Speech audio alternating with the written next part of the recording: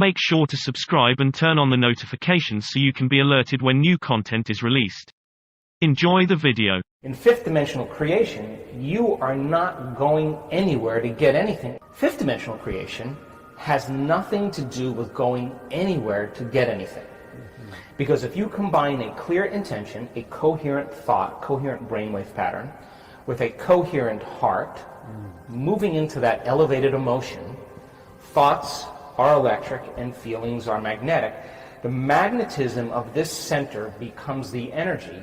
The intention is carried on that energy, and now you are broadcasting a new signature into the quantum field. Now, if it's done properly and you understand the mechanics, in fifth dimensional creation, you are not going anywhere to get anything. You are actually collapsing space and time, and you are drawing the experience to you. You are the vortex, because when there's a vibrational match between your energy and that potential that exists in the quantum field by tuning a radio dial, when you lock into that frequency, if you keep revisiting that energetic signature over again every single day, then you don't have to go anywhere and get it. The new job finds you.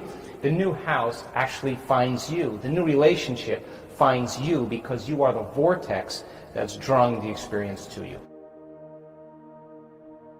My definition of creation is when I forget about me.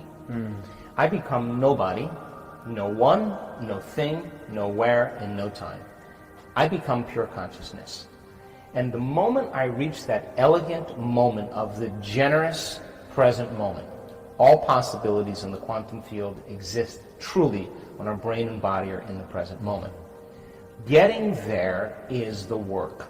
So then, most people then create reality from what we call three-dimensional creation. Now, when you teach people how to take their attention off of matter, off of objects, off of the particle, and sense energy and sense space and pay attention to nothing, the moment they begin to open their focus, all of a sudden their brainwaves begin to change from beta to alpha. But not only just alpha, where the imaginary inner world starts to become more real, but very coherent brainwave patterns in alpha. So when you're under stress, you're trying to control that person, that thing, that experience, and your attention is shifting from one thing to the next. Turns out that each one of those things has a neurological network in the brain assigned to it, because we've experienced it. So as you try to control all these things and your attention is shifting, you measure the brain. The brain is very incoherent. Why is it important to have coherency?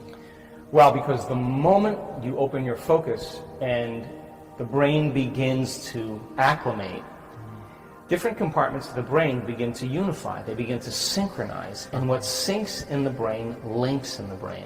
So when your brain is coherent, you're coherent. When your brain is incoherent, you are incoherent. The person, the maverick, who's willing to step out into the unknown, that unknown is the perfect place to create from, because only in the unknown can you create something new. And if you and I can become comfortable in that unknown place, then the best way to predict the future is to create it from that unknown place. Now, when people start crossing the river of change from the old self to the new self, because they're no longer thinking, acting, and feeling in the same way, there is literally a biological, a neurological, a genetic, a chemical death of the old self. And this dark night of the soul, this unfamiliar place, is the true value, the true step towards developing a new self. So then if we're leaving the old and we are creating the new, then the next most important question is, well, if I'm going to create a new self, what thoughts do I want to think? What behaviors can I plan? And as you begin to image and rehearse a new way of being, you're changing your brain and body neurologically and biologically. That's the neuroscientific model of mental rehearsal. And as we begin to remind ourselves who we no longer want to be, and we remind ourselves every day of who we do want to be, there'll come a moment where we begin to silence the circuits in our brain that are connected to the old self and inhibit the chemicals that reaffirm the same identity. and then begin to fire and wire new circuits in our brain that begins to install the neurological hardware, that begins to create a level of inspiration where we start seeing new possibilities. We see a new landscape, we see a new horizon. And that person who crosses the river of change then, all of a sudden has new opportunities in their life.